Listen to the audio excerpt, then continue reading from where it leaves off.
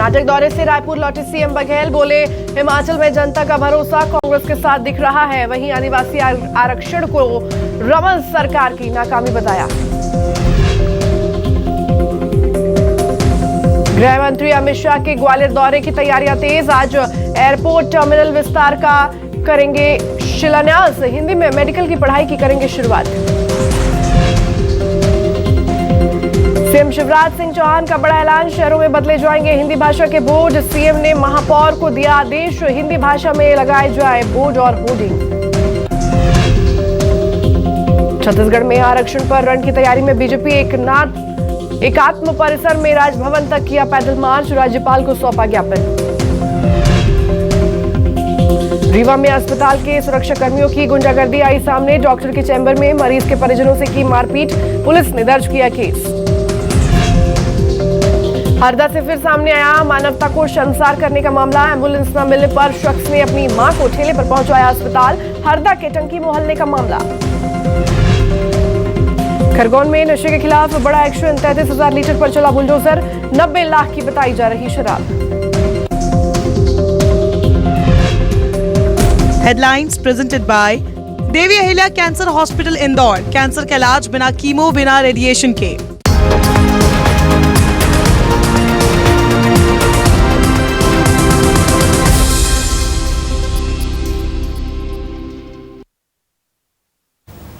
नमस्ते, न्यूज 24 मध्य प्रदेश छत्तीसगढ़ देख रहे हैं आप। मैं हूं आपके साथ ऐश्वर्या दुबे। पूरे छत्तीसगढ़ की खबरें आपको दिखाएंगे और शुरुआत सबसे पहले कोरबा से करेंगे। कोरबा में आपको बता दें कि बंद पड़े पावर प्लांट की जमीनी जबरदोस्त देखते ही देखते बता दें कि चंद सेकंड में ये ढेर हो गई। दो चिमनियों में से एक को डिसमेंटल किया गया। चूरी कला गांव के पास बना था प्लांट। 2008-9 में 700 एकड़ भूमि का यहां पर अधिग्रहण किया गया था। 1050 मेगावाट वाले संयंत्र स्थापित करने की योजना थी। कंपनी पर कर्ज बढ़ने के कारण संयंत्र को यहां पर बंद करना पड़ा।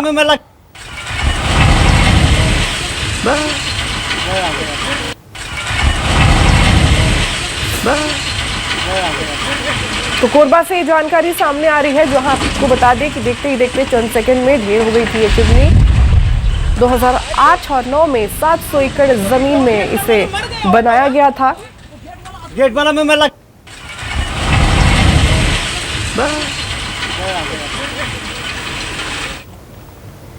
तो वहीं कांकेर से इस वक्त की बड़ी खबर सामने आ रही है। बता दें कि गली में घूमता नजर आया हाथी। गली में घूमते हुए हाथी का वीडियो जो है वायरल हो रहा है। वन विभाग ने गांव में मुनादी कराई है। हाथी के आने से ग्रामीणों में दहशत का माहौल है।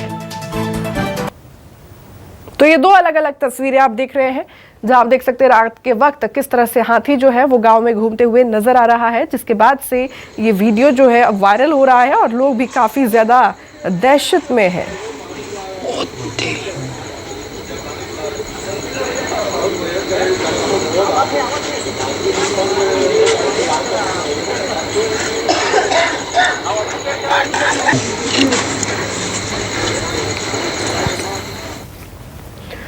तो वहीं छत्तीसगढ़ में नहीं थम रहा हाथियों का आतंक। कांकेर से जानकारी सामने आ रही है, जहां हाथियों ने किसान पर हमला किया है। इलाज के लिए किसान को अस्पताल में भर्ती कराया गया है। हाथियों के आने से ग्रामीणों में दहशत है। लोगों ने वन विभाग को भी अब सूचना दे दी है। वन विभाग ने मुनादी करवाकर ग्रामीणों को चेतावनी दी है। तो हाथी ने किसान पर हमला किया है, जिसके बाद से किसान को अस्पताल में भर्ती कराया गया है। खबर कोंडागांव से है, जहां कबड्डी खेलने के दौरान महिला खिलाड़ी घायल हो गई। इलाज के दौरान महिला की मौत हो गई है। खिलाड़ी की मौत में बता दें कि छत्तीसगढ़िया ओलंपिक के दौरान ये हादसा हुआ था। सीएम भूपेश बघेल ने इस पूरे हादसे पर दुख जताया है। मृतक के परिजनों को 4 लाख रुपए की आर्थिक मदद का भी ऐलान किया गया है भूपेश बघेल सरकार की तरफ से। खबर रायपुर से है, जहां बिजली कर्मियों को दिवाली गिफ्ट मिलने वाला है। बता दें कि बिजली कर्मियों का भी अब 4% डीए बढ़ा दिया जाएगा। अब बिजली कर्मियों को 38% डीए मिलेगा। पहले 34% था, जिसे बढ़ाकर अब 38 कर दिया गया है। छत्तीसगढ़ स्टेट पावर कंपनीज ने ये डीए बढ़ाए हैं और बढ़े हुए डीए का भुगतान अक्टूबर के वेतन के साथ होगा। जुलाई से दिसंबर तक देय डीए की बकाया राशि का भुगतान किया जाएगा। रायपुर के माई क्लास कोचिंग सेंटर में नीट की कोचिंग के नाम पर छात्रों से ठगी का मामला सामने आया है। बताया जा रहा है कि हफ्ते भर से कोचिंग सेंटर पर प्रबंधन का कोई भी शख्स नहीं आ रहा है। वहीं छात्र और पालक कोचिंग सेंटर के सामने बैठकर रोने को मजबूर हैं। पालकों ने चेतावनी देते हुए कहा है कि यदि सोमवार तक मामले का हल नहीं होने पर एफआईआर दर्ज कराएंगे। वहीं कोचिंग सेंटर का डायरेक्टर हिमांशु पांडे ने मीडिया से बात करने से इनकार किया है। ये वो विद्यार्थी हैं जो है यहाँ नीट के जो है तैयारी के लिए पहुंचे थे और ये पालक हैं जो जब पता चला कि ये ठग लिए गए हैं तो यहाँ अपने न्याय ढूंढते हुए पहुंचे हैं। पहले बच्चों से बात करके समझते हैं कि पूरा वाकया क्या है, उसके बाद उनके पेरेंट्स से बात करेंगे। कैसे पता चला कि आप लोग के साथ धोखा हो रहा है? क्योंकि क्लासेस अच्छे से नहीं हो रही थी और अभी कुछ दिन पहले सडनली बंद कर दिए बिना कोई नोटिस के। ना हमें कोई नोटिस दिया गया था, ना पेरेंट्स से कोई नोटिस मिला था। बस हमको क्लास बुलाए थे। और कब से ज्वाइन किए हैं? मैं तो आखिरी अगस्त से ज्वाइन की हूँ। क्लास रेगुलर सभी क्लास होते थे कि कैसा होता था? नहीं, जब मैं स्टार्टिंग में आई थी तब डेमो क्लास के लिए, तब मेरे को ठीक लगा, तभी मैं कोचिंग ज्वाइन की। लेकिन फिर उसके बाद से एक हफ्ते, मेरे ख्याल से एक हफ्ते, मतलब हाथी का दांत खाने का और दिखाने का अलग था। जी हाँ, बिल्कुल। तो आपके साथ क्या हुआ, कब ज्वाइन किए हो और यहाँ कब पता चला कि यहाँ क्लास बंद कर दिए गए? मैं तो स्टार्टिंग अप्रैल से हूँ, मैं 12th क्लास में हूँ। तो मेरे को अभी 3-4 दिन पहले बोलते हैं, मतलब क्लासेस हो ही नहीं रहते पहले से, एक हफ्ते से। तो फिर अचानक से पता चलता है कि कोचिंग बंद हो रहा है, तुम लोग मतलब ड्रॉपर्स जो उनको भी लाई ले जाया जा रहा था और हम लोग को कुछ इन्फॉर्म ही नहीं किया गया कि हम लोग को यहाँ आना है। मैं कॉल करती थी, बोल यहाँ टीचर्स ही नहीं है तो पढ़ाएगा कौन, ऐसा होता था। आपके बच्चे यहाँ पढ़ रहे हैं? नतनीन है। अच्छा, नतनीन है। हाँ। कितना फीस पटाए आप? हमारा तो 40,000 पट चुका है। 40,000 पटा दिए हैं। क्या चाहते हैं आप, पैसा वापस हो या पढ़ाई कराया जाए? पैसा वापस करेंगे तो बच्चे का भविष्य तो बिगड़ रहा है। जो निकलना था निकल। हाँ, बच्चे को आकर पढ़ाए, अपना व्यवस्था करे। बातचीत से बिल्कुल ये स्पष्ट है कि बच्चे परेशान हैं और उनके भविष्य जो है दांव पर लग चुका है। देखना यही है कि मंडे में किस तरह से इनकी बात होती है और क्या इनके जो है रास्ते निकलते हैं। फिलहाल चेतावनी दे दी गई है कि बात नहीं बनी तो एफआईआर दर्ज कराया जाएगा। कैमरामैन चोलाराम के साथ सत्या राजपूत, न्यूज़ 24 रायपुर। खबर अब कोरिया से है, जहां स्वास्थ्य मंत्री टीएस सिंहदेव का बयान सामने आया है। ईडी की कार्रवाई पर मंत्री जी यहां पर बोले हैं। उन्होंने कहा है कि ईडी को निष्पक्षता से काम करना चाहिए। केंद्र सरकार के इशारे पर काम कर रही है ईडी। एमपी में कांग्रेस की सरकार गिरी, बड़ा लेने देन हुआ। बता दें कि एमपी में ईडी ने कोई कार्रवाई नहीं की है।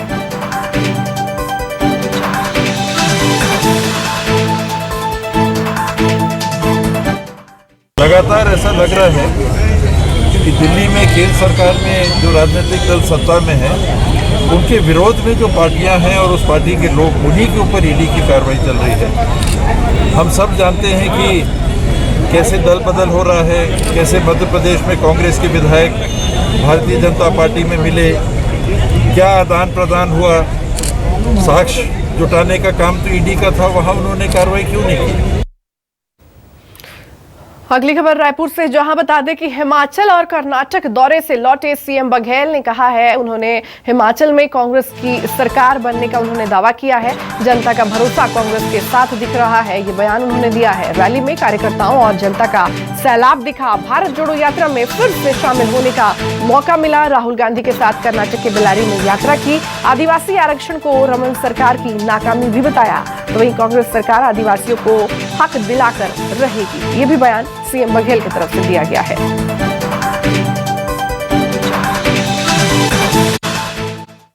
सभा प्रियंका जी के और जबरदस्त वहाँ माहौल, और कल ही चुनाव की तारीख की घोषणा हुई, उसके पहले एक बड़ी सभा प्रियंका जी के साथ, वहाँ के सभी स्टेट लीडर थे और वहाँ जो माहौल है उसमें परिवर्तन दिखाई दे रहा है।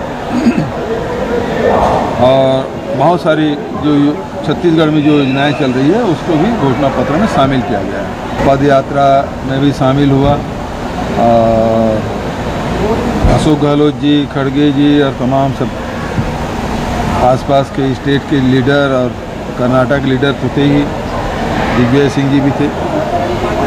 एक बड़ी सभा आज हुई है और राहुल जी का ज़बरदस्त उद्बोधन भी रहा, बहुत रिस्पांस है। और जो पद यात्रा की जा रही है, भारत जोड़ो यात्रा, उसको लोग हाथों हाथ ले रहे हैं और उसे जुड़ते जा रहे हैं। ये जो व्यवस्था है, मंडल आयोग की जो सिफारिश है और जो लोकसभा में भारत सरकार ने जो पारित किया है EWS के, उसके हम पक्षधर हैं, लेकिन वो अभी तक स्पष्ट नहीं कर रहे हैं। वो केवल आदिवासियों के 32% की बात कर रहे हैं।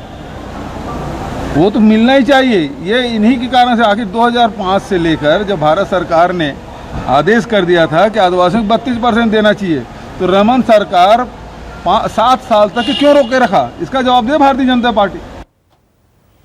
खबर रायपुर से है, जहां कांग्रेस विधायक गुरदयाल के खिलाफ मोर्चा खोल दिया गया है। कांग्रेस कार्यकर्ताओं ने ही उनके खिलाफ मोर्चा खोला है। सीएम से कांग्रेस कार्यकर्ताओं ने की गुरदयाल की शिकायत। बता दें, गुरदयाल ने उन पर बीजेपी का साथ देने का आरोप लगाया गया है, तो स्वच्छता अनुदान पर रोक लगाने का भी आरोप लगाया गया है।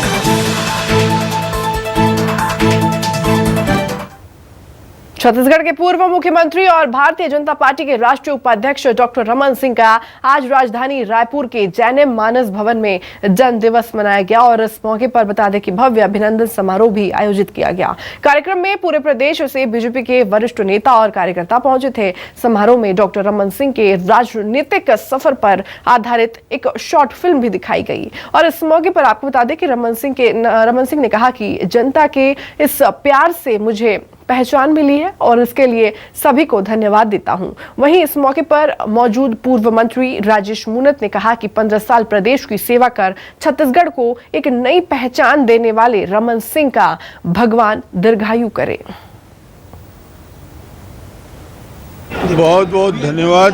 आप सबने जन्मदिन की शुभकामना दी। रायपुर शहर के और रायपुर के जिले के लोगों ने ये आयोजन किया।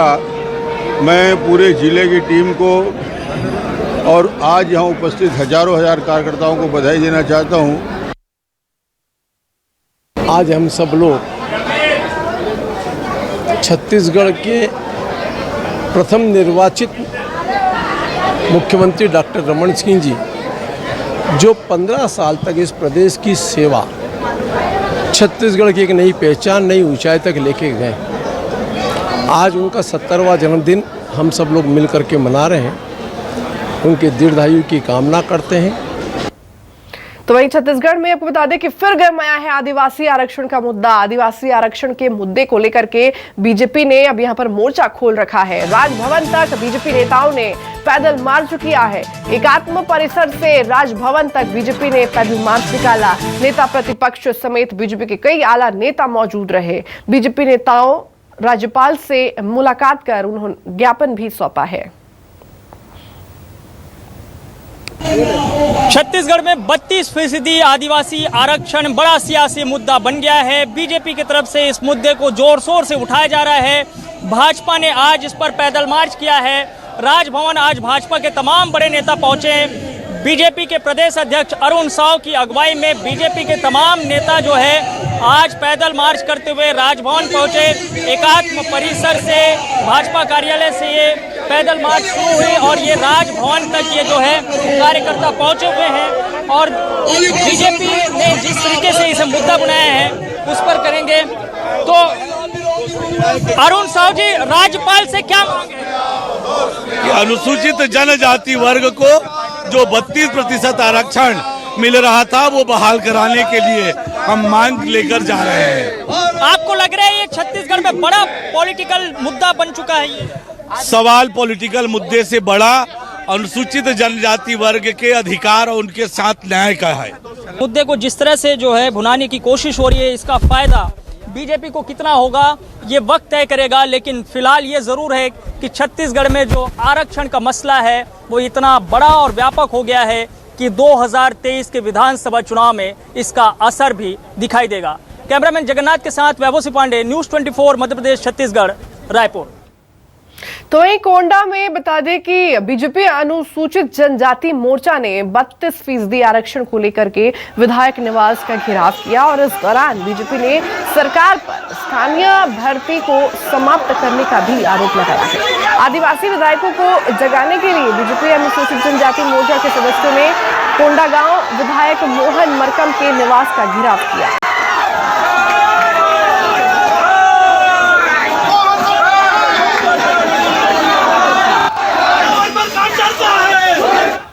तो गरियाबंद में आरक्षण कटौती को लेकर के आदिवासी समाज ने कलेक्टर के सामने प्रदर्शन किया। आदिवासी विकास परिषद के नेतृत्व में बड़ी संख्या में आदिवासी जुटे और नेशनल हाईवे को जाम कर दिया गया। इस दौरान पुलिसकर्मियों और प्रदर्शनकारियों के बीच झड़प भी हुई। दरअसल आदिवासी समाज 32% आरक्षण की मांग कर रहा है।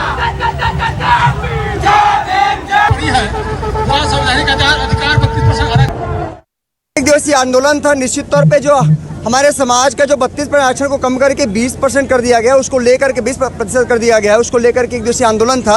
आज पूरे कोने कोने से यहाँ पे समाज लोग और हमारे देवभोग से लेकर के राजिम तक के हमारे समाज यहाँ पे पहुँचे हुए थे और ज्ञापन दिए हैं। आने वाले दिनों में निश्चित तौर पे और भी अगर किसी प्रकार कोई पहल नहीं होती है तो आने दिनों में और उग्र आंदोलन की जाएगी। हम आरक्षण के मुद्दे को लेकर के आंदोलन किए हैं। 32% आरक्षण हमारा जो पूर्व काल से चले आ रहा था, 32% आरक्षण हमारे संविधानिक जो अधिकार है उसका हनन हुआ है।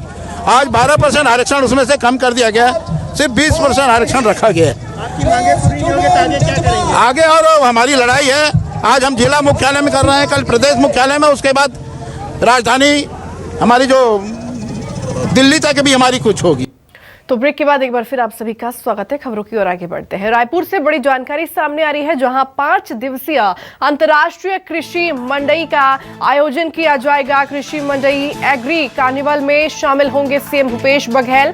किसान सम्मेलन को भी संबोधित करेंगे सीएम। तो वही बता दें कि सीएम भूपेश बघेल कृषि विश्वविद्यालय के नवनिर्मित ऑडिटोरियम का भी लोकार्पण करेंगे। तो वहीं रायपुर में नवनिर्मित क्लस्टर क्लासरूम का भी लोकार्पण करेंगे मुख्यमंत्री।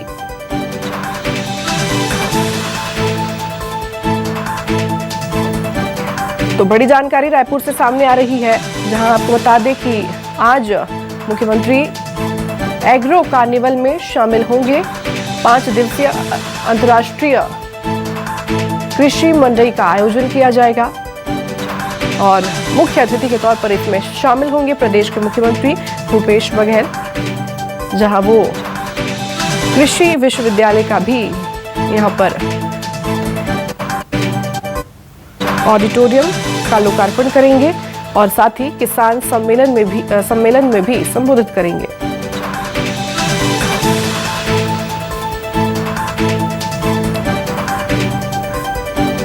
और ज्यादा जानकारी के साथ आपको बता दें कि संवाददाता नेहा हमारे साथ बनी हुई है। नेहा का रुख करेंगे। नेहा, 5 दिवसीय अंतर्राष्ट्रीय कृषि मंडई का आयोजन किया जा रहा है, जिसमें मुख्यमंत्री भूपेश बघेल शामिल होंगे और वहीं ऑडिटोरियम का भी लोकार्पण करेंगे। क्या कुछ जानकारियां और सामने निकल कर आ रही हैं?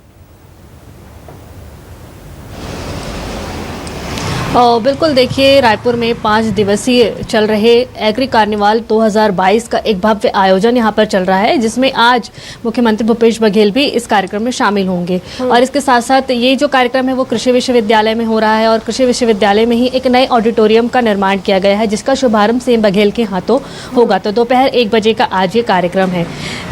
ये जो एग्री कार्निवाल जो चल रहा है, इसमें राष्ट्रीय अंतर्राष्ट्रीय स्तर के कृषि विभाग के डायरेक्टर है वो यहाँ पर पहुंचे हुए हैं और छत्तीसगढ़ में कृषि को किस तरीके से बढ़ावा दिए इन विचारों का आदान प्रदान करने के लिए भी यहाँ पर जो लोग हैं वो पहुंचे हुए हैं। और 5 दिवसीय मेले में कृषि से संबंधित जो सभी विभाग से संबंधित जो भी कि किस तरीके से कृषि को बढ़ावा दिया जाए, इस पर जो है विचार किया जा रहा है। तो इस पर आज सीएम बघेल जो है वो शामिल होंगे। तो 18 अक्टूबर तक ये एग्री कार्निवाल जो है वो यहाँ पर चलेगा। जी ठीक है, बने रहिए, आगे भी लगातार अपडेट्स आपसे लेते रहेंगे। रायपुर से बड़ी जानकारी सामने आ रही है, जहां बता दें कि 24 घंटे में कोरोना के 63 नए मामले सामने निकल कर आए हैं। बता दें कोरोना के चलते 2 लोगों की मौत भी हो चुकी है। तो सक्रिय मरीजों की संख्या अभी भी 427 बनी हुई है। करीब 3022 सैंपलों की जांच की गई है। बड़ी जानकारी, बड़ी अपडेट। तो तो 24 घंटे में कोरोना के 63 नए मरीज सामने आए हैं। अभी भी 427 मामले अभी भी वहां जारी है। आपको बता दें कि 3000 के आसपास सैंपल्स की जांच की जा रही है। और ज्यादा जानकारी के साथ संवाददाता नेहा हमारे साथ बनी है। एक बार फिर से नेहा का रुख करेंगे। नेहा, 24 घंटे में 63 नए मामले सामने आए हैं कोरोना के, तो वहीं 2 लोगों की मौत भी बताई जा रही है। अब लगातार क्या हम कह सकते हैं क्या कि मामले में इजाफा अब होता हुआ नजर आ रहा है? बिल्कुल, देखिए छत्तीसगढ़ में पिछले 24 घंटे में 3000 से भी अधिक सैंपल लिए गए थे, जिसमें 15 जिलों से ये 63 नए मामले सामने आए हैं। इस तरह से अभी अगर पूरे छत्तीसगढ़ प्रदेश की हम बात करते हैं तो सक्रिय मरीजों की संख्या जो है वो 400 के करीब यहाँ पर पहुँच चुकी है। और जो 2 मरीजों की मौत हुई है वो जसपुर जिले के बताए जा रहे हैं और वो 50+ उनकी उम्र रही है और उन्हें अन्य बीमारी से भी वो ग्रसित थे, जो कोरोना के कारण भी जो है उनकी मौत यहाँ पर दर्ज हुई है। इजाफे की यदि हम बात करते हैं तो लगातार जो है वो अब जो है पहले की तुलना में सैंपलिंग कर दी गई है। शुरुआती दौर में इस तरीके के देखा जा रहा था कि 9 से 10 हज़ार सैंपल 24 घंटे में लिए जाते थे, तब जाकर के मरीजों की जो संख्या है वो देखी जाती थी कि रोजाना 400 से 500 मरीज मिलते थे। बट अभी सैंपल घटा दी गई है, जिसके कारण से यहाँ पर 63 नए मरीज यहाँ पर दर्ज हुए हैं। जी ठीक है, तमाम जानकारी साझा करने के लिए और जुड़ने के लिए आपका बहुत बहुत धन्यवाद। तो अगली खबर की ओर आगे बढ़ते हैं। 1 नवंबर से शुरू हो रही धान खरीदी के लिए बता दें कि जगदलपुर जिला प्रशासन ने अब पूरी तैयारी शुरू कर दी है। अंदरूनी इलाकों में धान खरीदी केंद्र में गड़बड़ी को रोकने के लिए सीसीटीवी कैमरे लगाए जाने की तैयारी है और साथ ही विशेष टीम के जरिए ओडिशा से सटे इलाकों में लगातार गश्त करने का भी फैसला किया गया है। अवैध धान खरीदी पर रोक लगाने के लिए प्रशासन ने 72 नोडल अधिकारियों को जिम्मेदारी सौंपी है। तो वहीं धान खरीदी केंद्र में पहली बार ऐप के जरिए लगातार निगरानी रखी जाएगी। जिले के 52 समिति के 72 केंद्रों में धान खरीदी की जाएगी। धान खरीदी के लिए 31 अक्टूबर तक का वक्त किसानों के पंजीयन के लिए तय किया गया है। बारदाने को लेकर हम लोग अभी से ही वर्तमान में जो बारदाने इकट्ठे हो सकते हैं, चाहे वो पीडीएस शॉप से हो, चाहे वो अन्य स्रोत के माध्यम से, वो अभी हमारे द्वारा एकत्रित किया जा रहा है। आने वाले समय में हमारा ये मकसद रहेगा कि जो भी कृषक धान बेचने के लिए आए वो एक सुखद अनुभव महसूस करे हमारे खरीदी केंद्र पर आकर। और इसके लिए हमारे जो पड़ोसी राज्य है वहाँ से कोई किसी भी तरह का धान, जो अवैध धान हमारे ज़िले में, हमारे राज्य में ना आए, इसके लिए सभी जगह पे बलों की तैनाती कर दी गई, उसके आदेश जो है निर्गत कर दिए गए हैं। तो छत्तीसगढ़ में 1 नवंबर से समर्थन मूल्य पर धान खरीदी की जाएगी और इसको लेकर के प्रशासन ने तैयारियां तेज कर दी हैं। मिली जानकारी के मुताबिक बता दें कि इस साल 2,41,000 हेक्टेयर में धान की खेती की गई है। धान बिक्री के लिए अब तक 1,53,000 किसानों ने अपना रजिस्ट्रेशन कराया है। 64 दिनों तक चलने वाले धान खरीदी के लिए करीब 50 दिनों का बारदाना केंद्र के पास मौजूद है। कलेक्टर का कहना है कि अगले 7 दिनों में धान खरीदी तैयारी पूरी कर ली जाएगी। कभी कभी हम किसान लोगों को अपने जो धान उत्पादन होता है उसको 2 बार परिवहन करना पड़ता है, एक बार खेत से घर और घर से फिर से जो भी समिति है वहाँ पे। तो शासन की ये मंशा है कि खेत से डायरेक्टली वो समिति स्तर पे ही परिवहन करे ताकि उसका खर्चा बच जाए और उसको और ज्यादा मुनाफा हो। इसी तारतम्य में 1 महीना पहले से धान खरीदी की जा रही है। संभावना ये लग रही है कि सभी लोग अर्ली हार्वेस्टिंग का वैरायटी नहीं लगाते, तो कुछ लोगों का जो हार्वेस्टिंग है यानी उसका बाद में रहेगा। तो पहले 15 दिन अनुमानित है कि थोड़ा जो धान बेचने वाले किसानों की संख्या संभवतः कमी होगी। तो फिलहाल के लिए मेरे साथ इस खास बुलेटिन में बस इतना ही। मध्य प्रदेश और छत्तीसगढ़ की तमाम बड़ी खबरों के लिए आप देखते रहिए न्यूज़ 24 मध्य प्रदेश छत्तीसगढ़। नमस्कार।